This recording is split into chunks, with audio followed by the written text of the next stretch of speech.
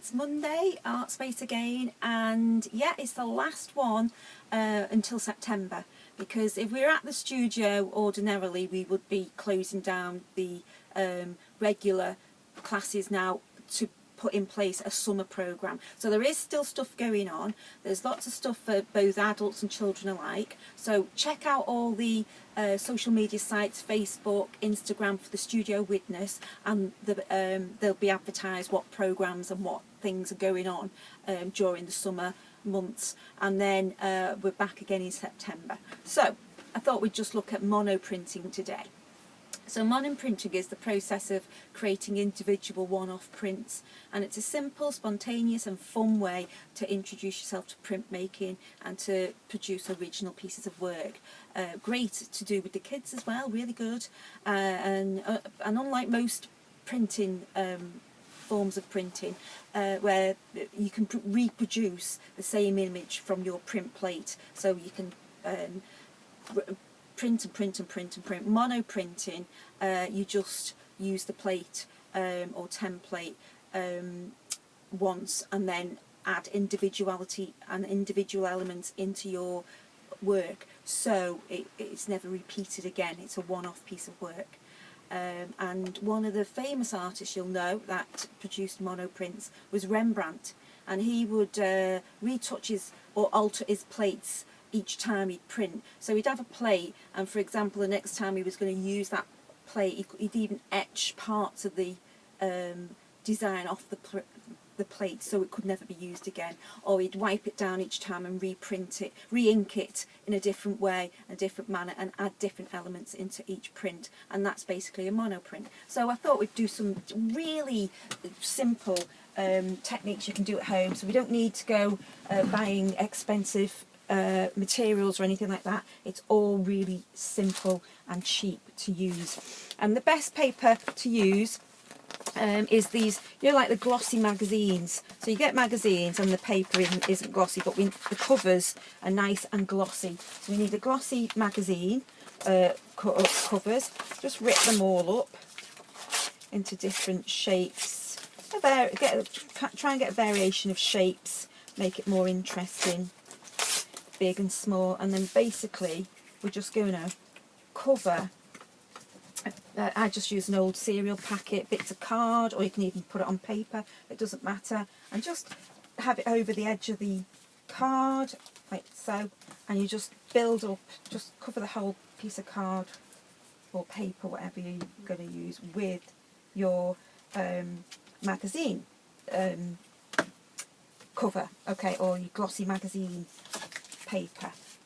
And why it's glossy is you can reuse the plate again then, but you'll add the ink in a different way. That makes it the mono print. So from that you will end up with, although mine's really messy because I've already used it, a full sheet like that of your magazines. Okay, so then what we need to do is just take some, I'm just using acrylic paint here, I'll just do it in black for the moment, and then you follow where the ripped lines are, so they'll be all zigzag and all uneven lines, so just follow whatever lines you want to put. You don't have to put every line on, you can just do random things like that, and just follow your lines like so. Nice thick paint, and work really quickly. We can't have the paint drying up, we need the paint wet, so sort of like that, yeah. And then take our piece of paper,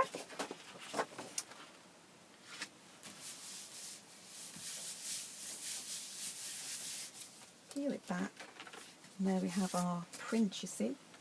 Okay, so like on the board then, there's two examples where I've got my print off, which I've just done, and I coloured in these sections, and then the next one I did reprint paper. I'll show you this technique. So you can either paint it in, or you can get these bits and try and match up the shapes, see, like that one there. Oops. Wash your brush out properly. Put that on there. and then you just print like that. And obviously you can't keep reusing these, so that's again why it becomes a monoprint, because you'll never get the same application of paint each time you put it on. So you can experiment with that technique, colour the little sections in like I've put on the board here, and then on the next one I put all these little lines, which is a bit of going into a bit of Andre Buffet, which is a doodleist he was. So that's one technique of doing it, and then you colour in your sections.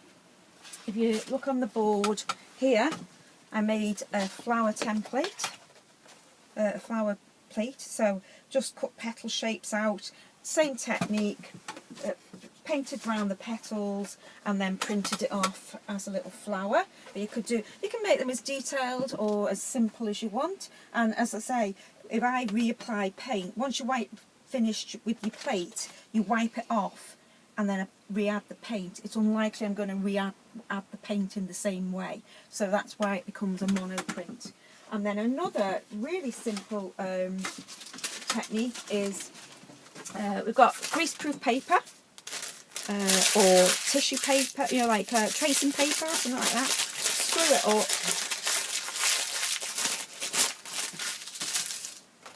some little ripped bits of card, put that on your paper in a little, let's rip another bit, little composition. And just paint then your let's get red, your paper.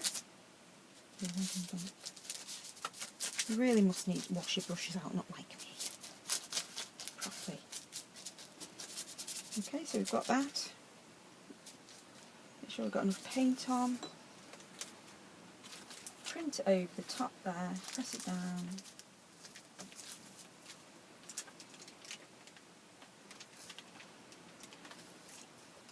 Okay, and then you can just then add another colour in. Do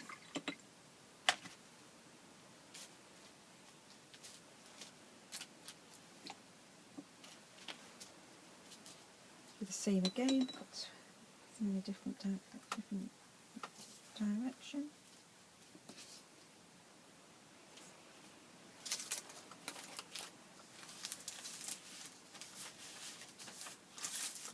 Like so. And they become, then you can add to it, you can scratch into it with your paintbrush, just add your individual elements to it, and then you have an individual print. Yeah, so these were that sort of technique I used there. So give it a go. We'd still love to see all your work, even if you're producing stuff throughout the summer. If you take a picture of it and upload it, that would be great. There may be some going out on the 18th, any artwork you've sent in by then, maybe going out with a video, what we've done throughout lockdown. So don't forget, there's still a summer programme going on at the studio. Have a lovely summer. See you soon. Bye.